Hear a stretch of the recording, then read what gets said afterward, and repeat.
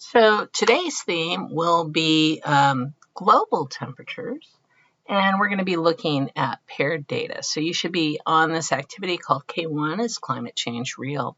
And so what prompts this is you have a lot of climate scientists who say current climate change is real and caused by humans, and then you have 3% who say it's not. Now, personally, I'm going to take a middle ground on this because, first of all, we'll look at climate change data. I'll look over millions of years, not a whole bunch of data. But the thing is, it's very difficult to determine if climate change is actually caused by humans from a stat standpoint, at least at our level of statistics. We can only determine causation by experiment, all right? But what we are going to look at is we're going to look at the data at different locations before and after during a certain time period, okay? So what prompted this activity was a book called State of Fear by Michael Crichton, and it's framed as fiction, but it has tons of graphs of real data. And so he picked some data right here, and this is in Punta Arenas, which is in southern Chile, I believe. And he says, hey, look at the temperatures here. If anything, you can see it's chilling. He said, oh, there's your global warming, and you can see distinctly there's a downward trend. So what we're looking at here now is we're going to go ahead and take a look at this data from Punta Arenas, all right? So it says, what is the general trend shown in the chart shown from the weather station? You can say, oh, it is trending down, right? It is trending colder.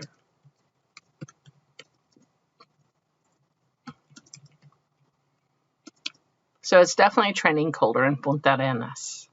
Now, we're going to go ahead and take a look at this data right here. So we fill in the chart and complete the blank below. So we're going to take we have the temperature from 1901 to 1950. This is the average temperature in Punta Arenas. And this is the average temperature from 1951 to 2000. So if I take this difference here, so if I say 6.828 minus 6.752, we get, actually I'll do this on the side. This is our answer. We actually get a negative difference. It has gotten colder in Punta Arenas. Based on, well, pretend I can type data, 0.076 degrees Celsius. And that, how did we get that? We took the before temperature minus the after temperature, okay? So temperatures, excuse me, tended to cool down during the 1950s, the 1900s in Punta Arenas. So, but that's just one location. So climate patterns vary a lot by location.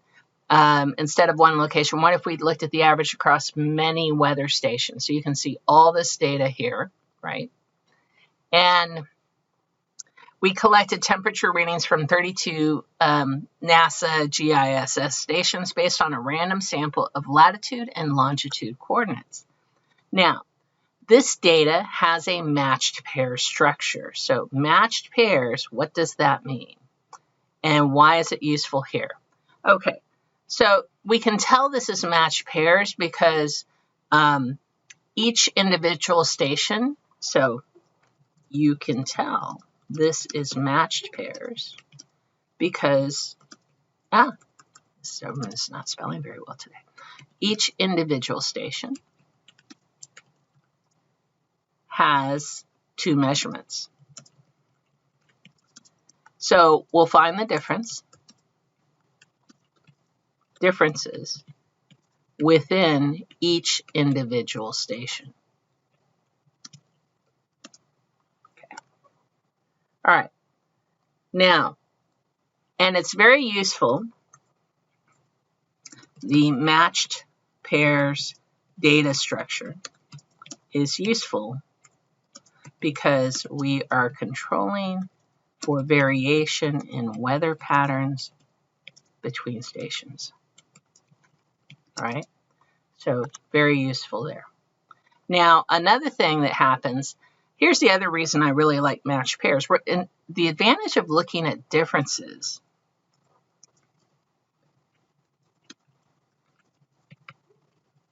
is that our data won't get swamped by the differences from station to station.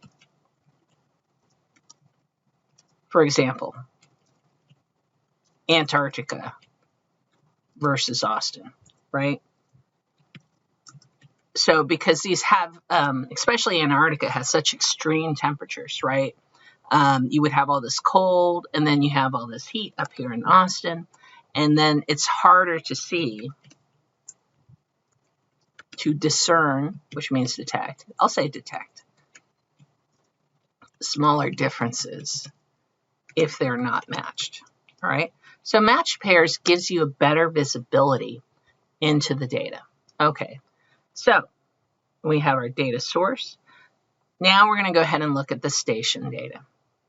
Did more stations see warming during the 1900s or cooling during the 1900s? So this is data from late 1900s minus early 1900s. We basically subtracted all of these.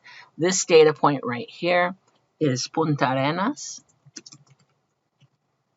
and their change is negative 0.76 degrees C. All right, and our actual average is right at, let me go ahead and add, because I want to do an X bar. X bar. Sorry, guys. I'm trying to find it. There it is. Now let me close that. So our average is 0.35 degrees C.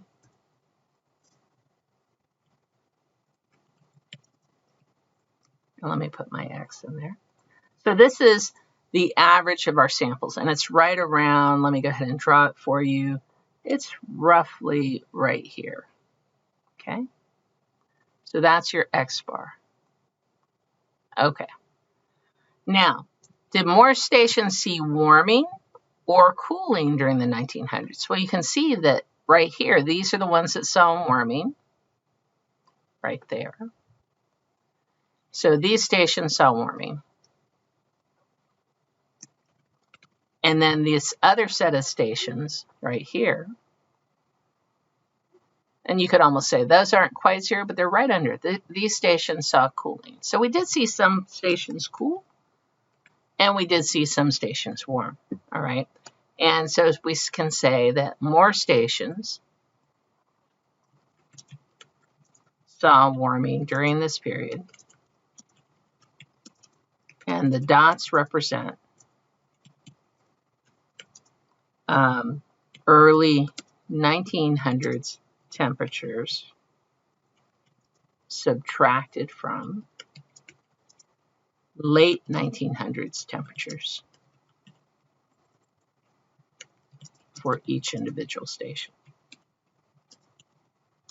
So positive values indicate warming, and negative values indicate cooling. All right. Does Punta Arenas appear to be representative of the general trend we see in the station data? So what would probably be more representative, at least in our sample, is going with the mean, whereas this one, I would say no.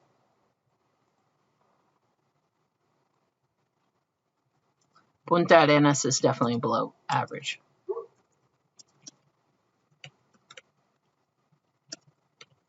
Okay. All right. So what is the sample mean of the differences? Well, basically, the sample mean of the differences is, we are going to go ahead and do that X bar again. Actually, let me borrow this. Give me a second. I'll just copy this. That way I don't have to do it again. And paste. It's kind of hard on some of these formulas to put these in here. So X bar, we did draw it on the dot plot. Okay. Is the sample mean more representative of the general trend than Punta Arenas? Why or why not? Yes, it is more representative.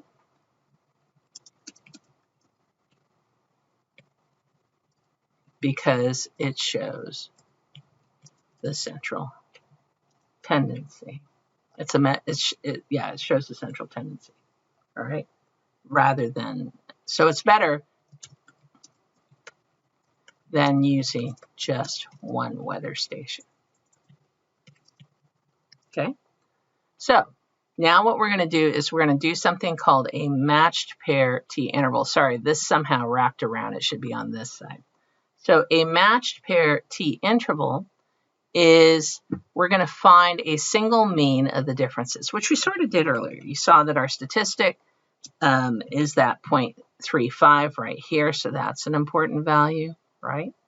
And we have our sample standard deviation, and then we have our sample size. Actually, let me just highlight all three at once. So these three are our summary statistics. We really need those. So what are the hypotheses? Well, actually, I should say, what is a state? So let me cross that out. What are we doing? So we're not too worried about hypotheses here. So we're going to construct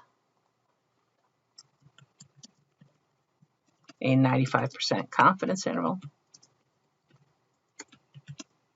to estimate the difference in temperature, the true mean difference in temperatures between the early and late 1900s. All right, so that's what we're going to do. So we're not doing hypotheses here, we're doing an interval. All right, so what method are we using? We're going to use what's called, it's a one sample t-interval. Why is it a one sample? You're probably going, wait a second, there are two sets of data, all right? And what we want to say is that this is actually for the mean, and the mean, remember the true mean symbol is mu, but it's a mean not of a station, it's a mean of the differences. So I'll write DIFF there. So it's this one sample interval for the mean difference, all right? So what are some conditions that we have to do? So random, the random condition.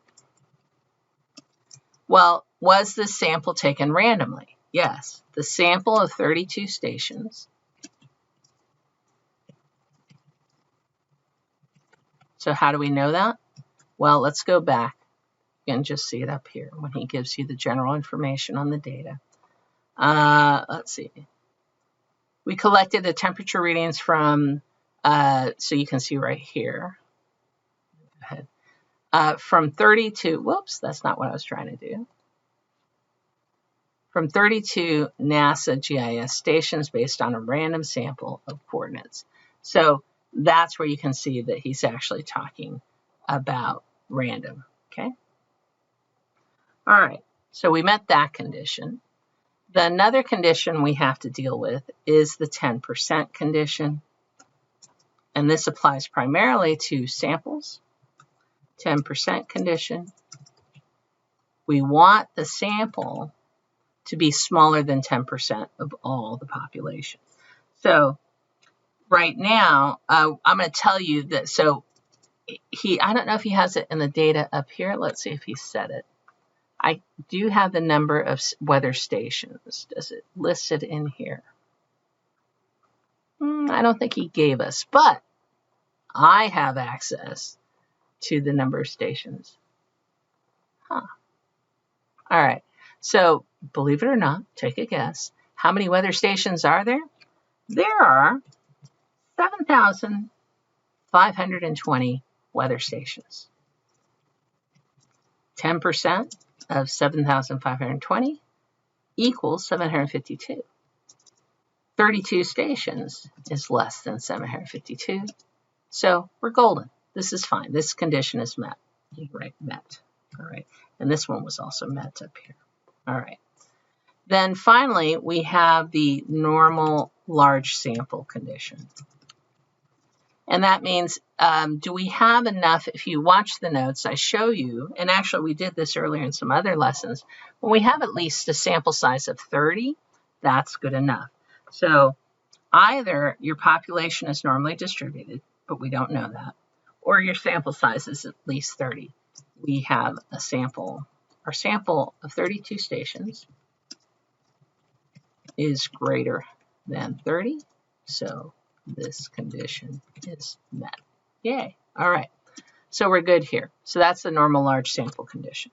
So now we're going to calculate the upper and lower bounds for our confidence interval. And there are two applets we can use. There is GeoGebra, which I'll show you in a sec, and there is the Staplet, which you guys probably love. So actually, if I click on this, it takes me to the one quantitative variable, Staplet, and it's going to prompt me. Let's see if it's waking up. Wow, my internet's slow right now. Give it a sec. There we go. Come on. Okay, so make sure that you change this to mean and standard deviation. And this is temperature differences in Celsius. And our mean temperature difference, we said, was 0.35. So I'm picking this up from the very top of the page. So if you look up here, you see that? That's where I'm getting these numbers. So let me go. Don't need this one. There we go. Oh, shoot. So let me go back. One quantitative variable, just one group. And it's slow again. Sorry about that. We're going to do mean and standard deviation. And so the mean difference is 0.35, slightly getting warmer. Our standard deviation is 0.296, and our sample size is 30. And we're looking at temperature differences in units of Celsius. Okay, so we begin our analysis, and it takes you straight to the inference. Now, we're doing a one sample t interval for mu, and we're going to go ahead and keep it at 95% confidence. And voila, there you go. Here's our interval. So right there, boom. And it gives you the degrees of freedom, your lower bound, which should be smaller than your upper bound. All right, so we'll take that and we'll put it in our notes down here. So this is, did I put it in there? I don't know where it went. Or did I save the Silverman got lost? Oh, I know what I need to do. Give me a sec. There we go. So let me go ahead and put that. So that's from Staplet. Now, I'm also going to show you how to do it using GeoGebra. So using GeoGebra, and I've shared the links with you, so it kind of defaults to this Z estimate of a mean because that's where it was when I bookmarked it. But honestly, we never do a Z estimate of a mean. Yeah, you can see I had something to do with this. Honestly, this was pretty much developed. I didn't do much. I kind of just saved a spot in GeoGebra. So we don't do Z estimates of means because we don't tend to know the population standard deviation. We're going to do a T estimate. Confidence level is 0.95. Our mean is 0.35. My standard deviation is 0.296, and my sample size is 32. So this one's kind of nice because I already had these two numbers, that's for sure. I already had 32, but it actually gives me a little bit more information. So it will tell me my standard error. It will tell me my degrees of freedom. The other one did. It tells me my lower limit and my upper limit, but it also writes it in that plus or minus format, which is kind of handy because sometimes you're trying to choose between the plus and minus format. So it's not as hard to check as this one is. So here, this is all you get from Staplet, and this is what you get from GeoGebra. Use whichever one you like, that's fine. All right, so now if we're doing a one sample t-test, let's go back to Staplet, all right? All I have to do is pick a one sample t-test. And my alternative hypothesis in this case, I haven't written my hypothesis. Let me see. I didn't write them. I guess I should write them up there. I'll just write them right here. So our hypothesis, it's very important you know what your hypotheses are. So our first hypothesis, which is the null, is that the mean difference, there's no change, right? So let me put the mean, and then we'll put that, and then put the difference, and just say equals 0, right? But what we're worried about, are we worried about the planet cooling? Not so much, not so much. So what we're worried about is that the differences are positive, all right? There we go. So that the difference is then greater than 0, all right? So that's my applet. So why is it important you know that? Well, when you come to the applet for the Staplet, it rhymes, It's going to ask you, what is your alternative hypothesis? You can choose greater than, less than, or not equals to. This answer, all of these answers will be very different. My hypothesized mean is that the differences are 0, right? And I perform inference, and you can see I get a very small p-value. My test statistic says, oh, the change is much higher than I would expect if this was just random variation. You notice if you do less than 0, if the differences are less than 1, we don't get a high p-value at all. And if I do not equals, then that's a different p-value too. So make sure that this matches what you have. So that's how you get your p-value. And these are the 3 values you really need to know when reporting statistics. You need to know the p-value, the test statistic, and the degrees of freedom. All right. So, I have my GeoGebra first. Let's see. I'll go ahead and just put the Staplet over here. All right. So that's the Staplet output. And then for the GeoGebra output, let's go back to that.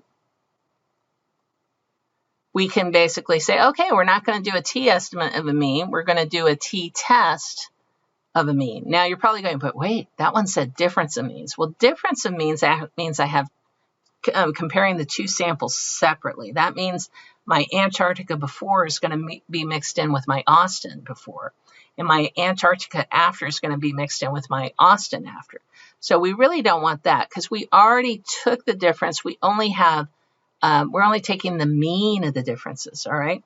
And so you can see here, it does all the data for you, and it's saying, oh, that p-value is very low. So it has t-test of a mean. Here's our results. And it gives me degrees of freedom. It gives me my test statistic, and it gives me my p-value. So I can just paste those over here.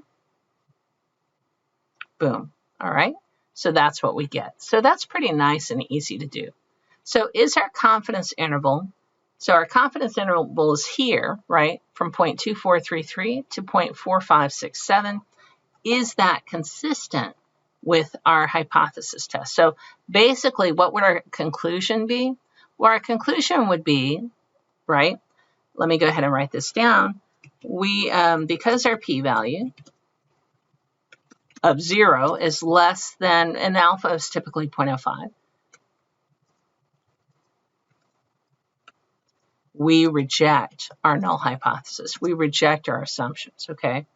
And that's because this is giving us strong, convincing evidence. We have convincing evidence that the true difference in temperatures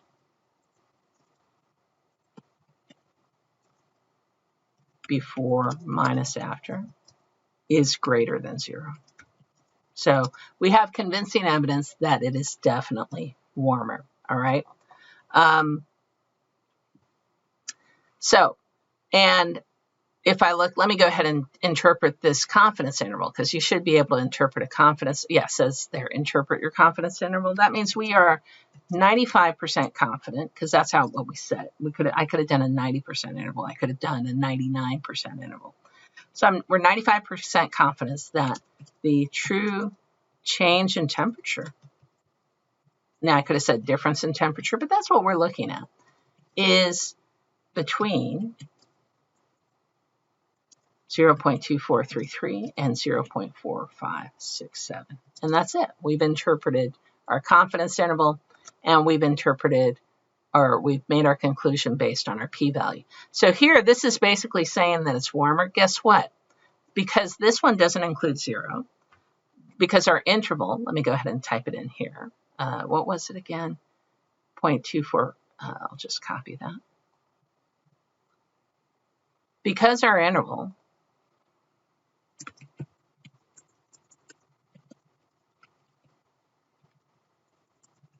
from, and then I have my numbers there, does not include 0, and all plausible values are positive, this is convincing evidence that the temperatures have warmed. All right.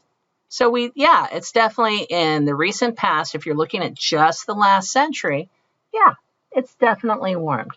Now, I did find this nice set of data, and this is over 800,000 years.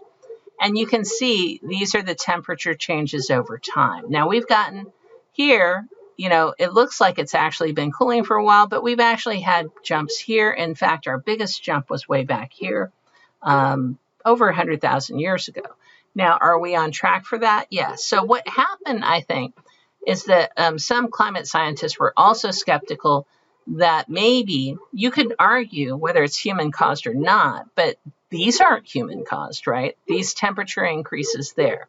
So again, it would be very difficult, at least at our level of statistics, to determine causation from humans without doing an experiment. And we've only got one planet, and we'd have to have a planet without humans. So it would get kind of complicated to try and figure that out. Okay, then and that's pretty much it for discussion for this piece.